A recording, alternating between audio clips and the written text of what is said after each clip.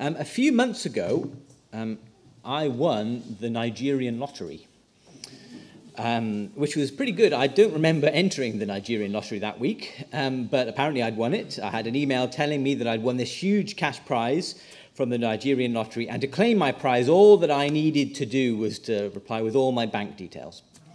Obviously, I didn't do that, and I ignored the email, because when that type of thing comes through, it's sort of too good to be true, isn't it? It's a scam. We know it's not real. You don't win the Nigerian lottery unless you've entered the Nigerian lottery. It's too good to be true. And yet there's an extraordinary offer in Isaiah 55, verse 1, "Come to the waters, you who have no money, come buy and eat." A promise of being satisfied, eating, drinking without payment. Or verse 7, "Let him return to the Lord, and he will have mercy on him, to our God, and he will abundantly pardon." Forgiveness of sins, just by returning to God, not by doing anything, just by turning to God. Extraordinary offer. It's too good to be true, isn't it? Are these things too good to be true? Last week we saw the suffering servant in Isaiah 53, a servant who came to suffer, to die for his people. And this is the response. You see chapter 54, just after the suffering servant, 54 begins, "Sing, O barren." People who are not normally God's people who are struggling, people who are suffering, are to sing in response. And then in chapter 55 it says, "Come, come." The response to the gospel, the response to Jesus, the suffering servant, is in chapter 55. It's everyone who thirsts, come to the water. So we've been given an invitation, an offer in chapter 55. And we're going to think about three questions this morning. Three questions that we instinctively ask when we receive an offer, when we receive sort of good news or something that we're being offered. Who is the offer for? What am I being offered? And who is making the offer? So who is the offer for? What am I being offered? And who is making the offer? So hopefully that will work. If I can work the technology, there we are. So that's the first question we're going to think about. Who is the offer for? Look down at verse 1 again. It says, "Come to the waters, and you who have no money, come buy and eat. Yes, come buy wine and milk." 3 times in verse 1, Isaiah says, or God says through Isaiah, "Come." It says it 3 times, "Come." This is an invitation to a feast, an invitation to a banquet. It's a banquet described as water, bread, wine, milk. It's pictures of blessing. We're going to get on to what it is in a moment. But it's clear there's an invitation at the beginning of chapter 55, an invitation to a banquet. Now, if you think back to the email that I received telling me that I'd won the lottery, I didn't immediately start celebrating, rejoicing, because I knew that it was spam, it was a hoax. It's not really for me, is it? It's something that's sort of interesting, but it's not for me. It's a company that's just sent this out to loads of people, thousands of people. It's not really intended for me. It's not something that's actually for me. Who is the offer for in Isaiah? Well, initially it's, of course, to God's people, to the southern kingdom of Judah. That's the people who are reading Isaiah's words. The southern kingdom, if you remember, who will soon go into exile. And yet God says to them, when that happens, return to me, come to me, he says. So initially, of course, it's to Judah, it's to God's people in the Old Testament. But verse 1 says, "Everyone who thirsts, come to the waters. And you who have no money, come buy and eat." It's the people who are thirsty, for people who have no money. This is who the offer is for. It's for thirsty people and for poor people. Metaphorically, thirsty people are those who want the quench for life satisfied, who are searching, who are looking for something, who are unsatisfied with the sort of the emptiness around them, who know there must be more to life than just this, who are longing to find satisfaction, to find joy, to find meaning, to find hope. They're longing for those things. They're thirsty. And isn't that all of us as human beings? Longing to find something. In the 4th century, a chap called St. Augustine said, "You have made us for yourself, O Lord, and our hearts are restless until they find rest in you. God has made us to find rest in God. He says we are restless until that happens. We're searching, we're seeking, finding hope, fulfillment, longing for something. St. Augustine said it, Florence and the Machine said it, they said, we all have a hunger. Bruce Springsteen sang about it. Everybody's got a hungry heart. Everybody is searching with a hunger, with a thirst for satisfaction to be quenched. That's the human story, it's human existence. Longing for something. Hasn't it been your experience? It's certainly been my experience. Longing for satisfaction, longing for joy, for deep, fulfilling hope. It's for thirsty people. It's also for people who have no money, verse 1 says. It's for people who metaphorically are poor, who are dependent on others, who perhaps know they need help. They can't go through life on their own. They're bankrupt, as it were. Their life is empty. They're looking to fill it with something. This is not an offer for people who know that their life is absolutely fine. As Jesus would say, the healthy. No, this is an offer for those who are thirsty. Those who are hungry, who are poor, who are sick, perhaps. This is who the offer is for. And if we're honest, don't we all feel like that? Like we're longing for something. Longing to find satisfaction. Like the good bits of life, whilst there are, of course, many, many good bits of life, often they are fleeting. They are temporary. They vanish. It's a bit like the sort of Boxing Day feeling. You know, Christmas is great, and then you have sort of Boxing Day, and it's a bit of an anticlimax. Not just the kids, it is. Adults too find that, or at least it's me. And then the day after that, and slowly the great feeling of Christmas has sort of evaporated, and you're into the new year, and you're back to work, and you're back to school. Life can feel a bit like that. Like there's lots of great stuff, lots of good things, and yet they are temporary. If you ever feel like that, this is an offer for you, for people who are thirsty, for people who are poor. So who is the offer for? Well, it's for people who are thirsty and poor. Humanity, since we all experience that. So who is the offer for? Well, it's for us. But the second question, of course, is, I don't know where to point it. Where do I point this? Somewhere. There. I'll point it to you. What are we offered? What are we offered? If it's for us, that's great. But what are we actually offered? You see, even if it's for me, if an email comes through or something comes through the post for you, but it doesn't interest you, it doesn't help you in any way, you're going to ignore it, aren't you? Sometimes we get post that's addressed to us, but it's about, caring for your conservatory, and we don't have a conservatory. So it's for me, but I'm not interested in it. It doesn't help me in any way. What are we offered?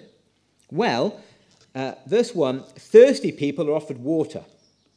We're offered to eat wine, milk, a banquet, refreshing joy, a banquet of good, rich, lavish things. Verse 2 says, let your soul delight itself in abundance.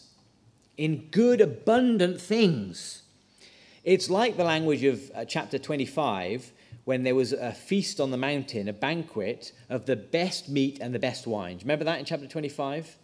That's what we're being invited to, a feast to satisfy our desires. And this is free, verse 1 says. You don't have to have any money. Without money, you can buy that without money, without price. It's free. It's a very good deal.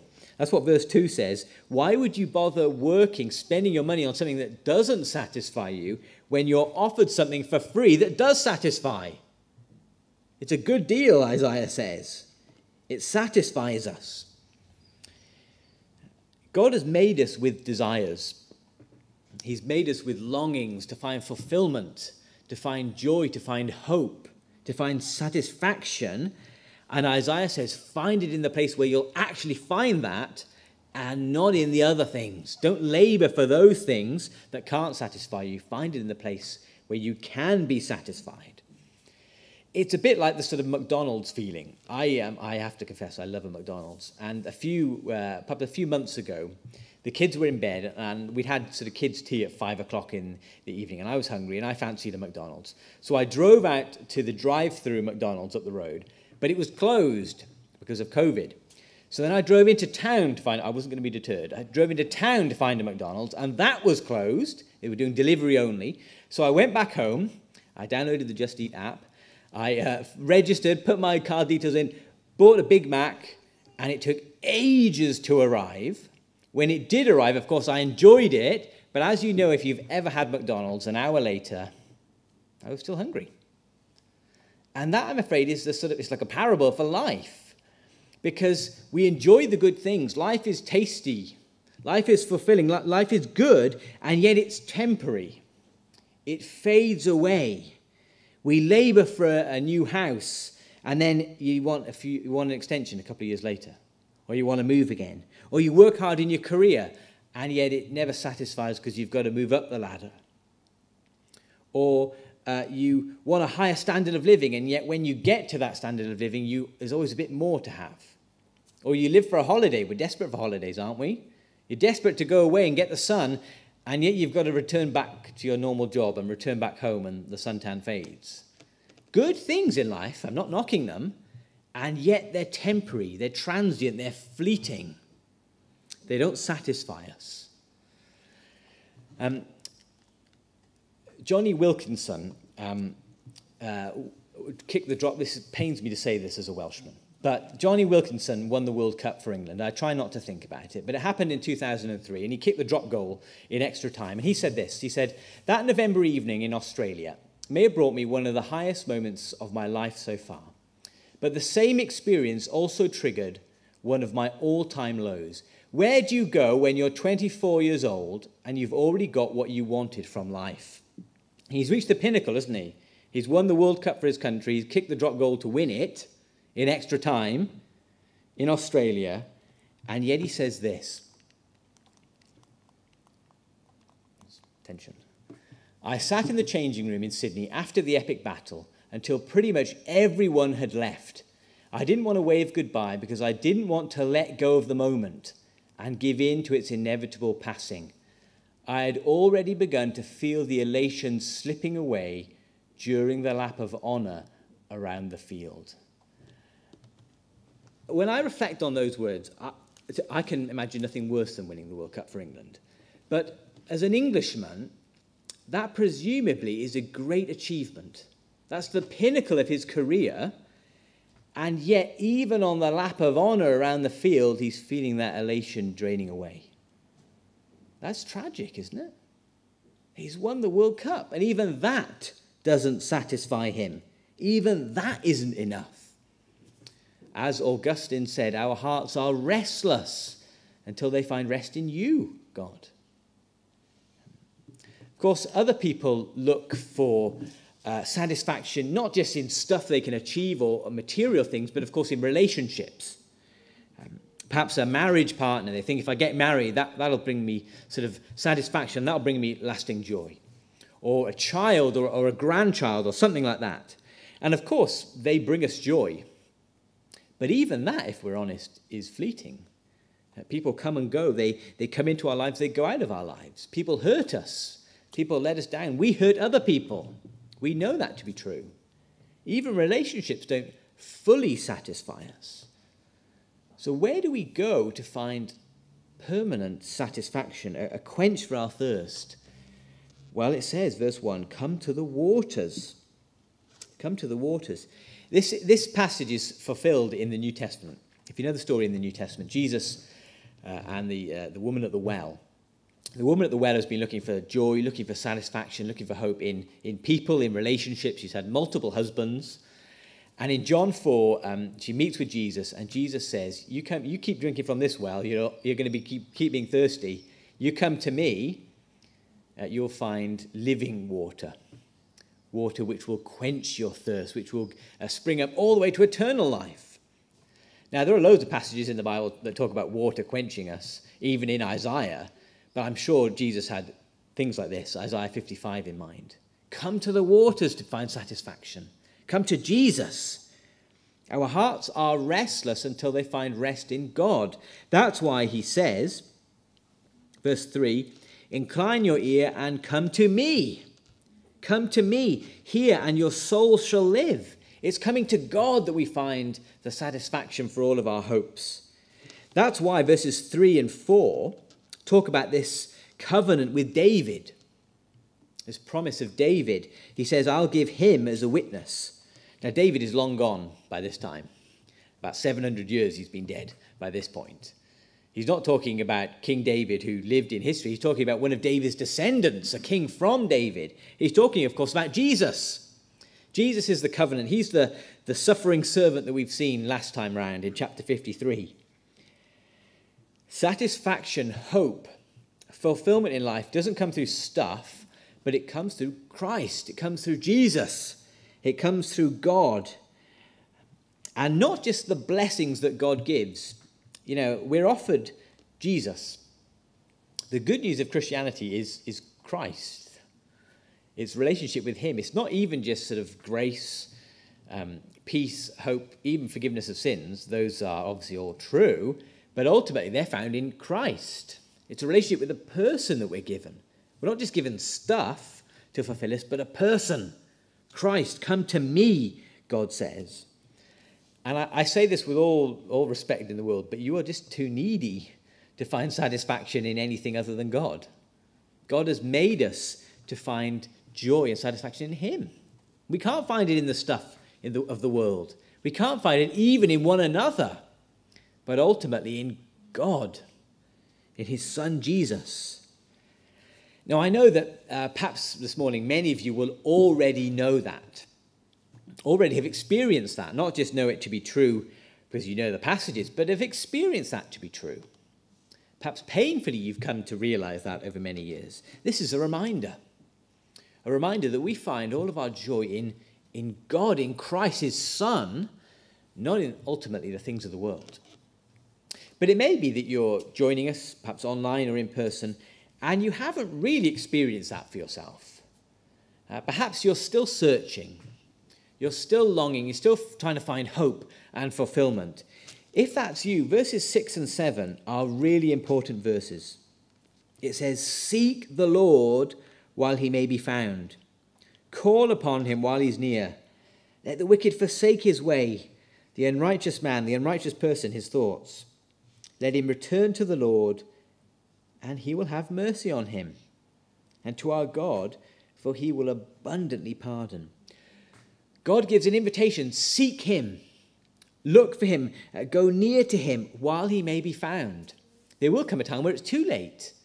None of us know what's around the corner. I think 2020 and 2021 have taught us that very well. We don't know what's around the corner. But God says, seek him, seek the Lord while he may be found, call on him. And we do that by, in the language of verse 7, forsaking our own way and turning to the Lord.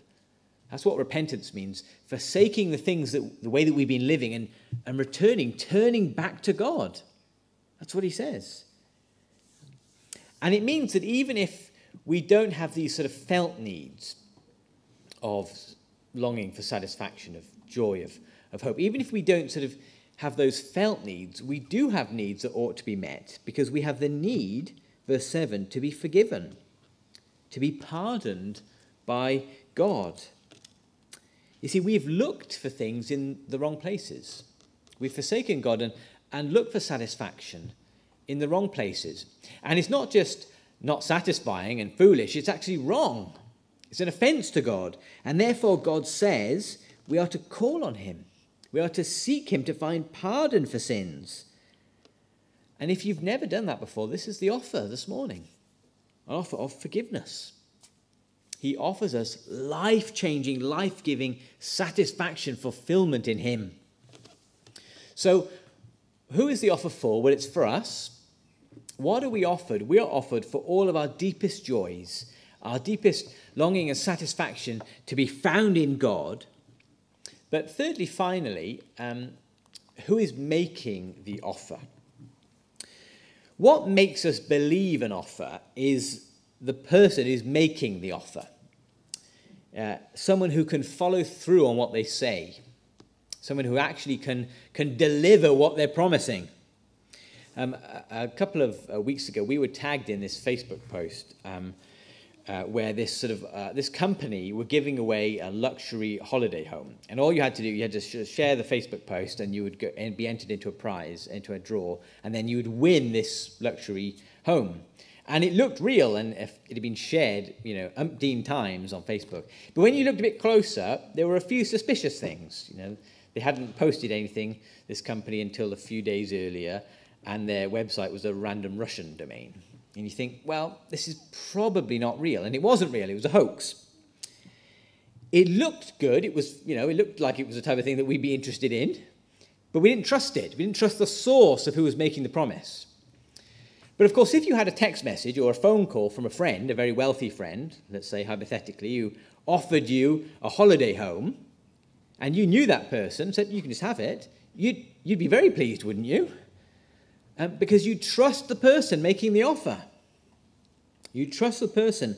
And that's why Isaiah ends this chapter by talking about the power of God, the power of his words, what God can do. Verse 8, he says, "My thoughts are not your thoughts, nor are your ways my ways, says the Lord. For as the heavens are higher than the earth, so are my ways higher than your ways, and my thoughts than your thoughts." These are well-known promises, well-known verses, perhaps to us. Of course, in the context, this is because God's people, presumably when they're reading this, they would have thought, how can this be the case? We're about to go into exile in Babylon. The northern kingdom has already gone into exile in Assyria.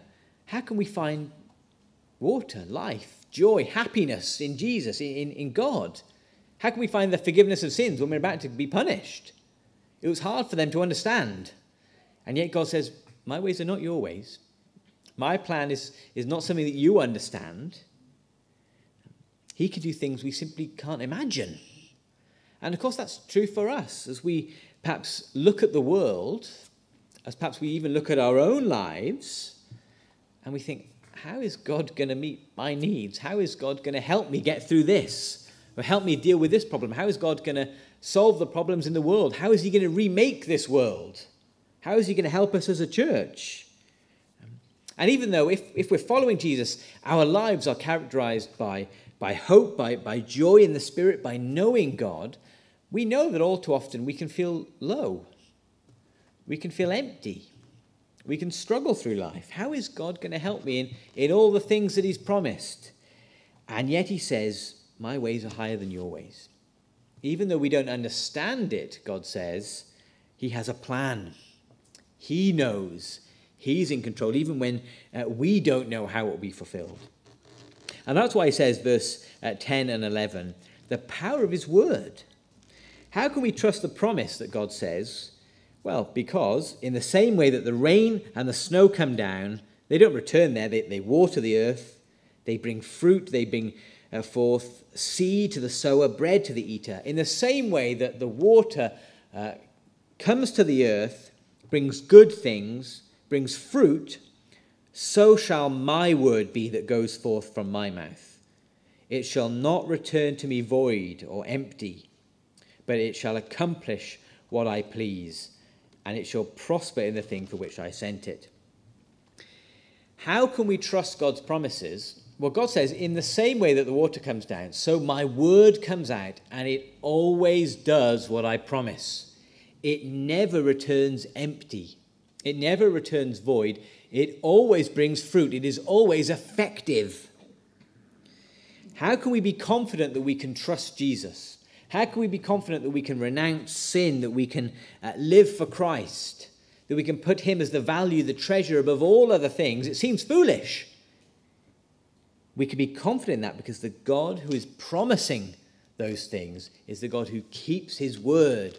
He's trustworthy. He spoke the universe into being with a word, and he speaks this promise, and his word is always effective. It is always something which brings fruit, and therefore we can trust his promises. A couple of months ago, I received a letter through the post telling me that at a certain point, certain date and a certain time, I needed to go to a big football stadium and have an NHS employee jab me in the arm. And I did that. I drove to Cwmbran football stadium in inverted commas, and went there and rolled up my sleeve, and I allowed an NHS employee to jab me in the arm with what they said was the Pfizer vaccine. Now, I'm not a scientist. I didn't test it. I took their word for it. I imagine that most of you looking at me this morning have also done that. You take their word for it. Why? Because they're trustworthy. It's come from a good source. You acted on it because you trusted the source. You trusted the promise. God's word does not return empty. Now, I suspect lots of us here in this room will have known this verse, perhaps would have prayed about this verse, will be familiar with this promise. God's word brings fruit. That's what 12 and 13 are about. It reverses the curse of sin. Do you see that in verse 13? Instead of thorns, there'll be trees. In the same way that thorns came in the curse from Eden, that will be reversed. There'll be fruit. There'll be good things that come. God will do that through his word. Now, of course, initially, the immediate context, that's to do with the offer of satisfaction, the offer of fulfillment of forgiveness of sins. God promises those things. We can trust that promise because God has said it and his word does not return empty. But of course, it is generally true. All of God's promises, all of God's words fulfilled in Jesus, all of the scriptures are God's word that does not return to him void. He accomplishes things through his word. It brings fruit, it transforms, it changes lives. It does what God wants him to do. Christ is our king, and he rules his church through his word. He rules his church through his word, and that's why as a church we are committed to proclaiming his word. That's why at the center of our gatherings on a Sunday, we look at God's word, we preach through God's word, we bring out the meaning of God's word. That's why in care groups, for example, we have fellowship, we have unity, community, we care for one another, but through the word, centered on God's word. That's why our prayer meetings, we want to be informed, we want to pray through the scriptures, we want to be informed by God's word. That's why the kids' work, whilst they have lots of fun, they do have lots of fun, the main aim, of course, is to proclaim God's word. Because God's word is the thing that he works through. And that's why, of course, in our daily life, it's so important to be feeding on God's word. Because God says, it shall not return to me void. He speaks through his word. Now, we don't worship the Bible, we worship God. But God speaks through his word. The connection we have to the living God is through the Spirit opening our hearts to the word. God speaks to us through his living word. Not a dead word, but a live word that will always accomplish what God wants. It does not return void. In the scriptures, we have the living God speaking to us through his Spirit. His words are true, they are effective, and they can be trusted. And so when God makes the offer of satisfaction, of life-bringing joy, fulfillment, not in the things of the world or even the people of the world, but ultimately in Christ, his Son, when God makes that offer, we can trust it because his word does not return void. And so he says, seek the Lord while he may be found. Let's pray. Father, we pray that we would seek you. Help us to look to you now in the quiet of our hearts, to find joy and fulfillment in you. Father, we know that even the good things of this world are transient by nature, and yet we thank you that you are the eternal God who is always there, and you give us all good things. Help us to seek after you. Thank you that we can be confident in all that you have promised. Confident not because of who we are, but because you're a God who keeps your word. Your word does not return empty. You always speak through it. Thank you that you are a trustworthy God. Amen.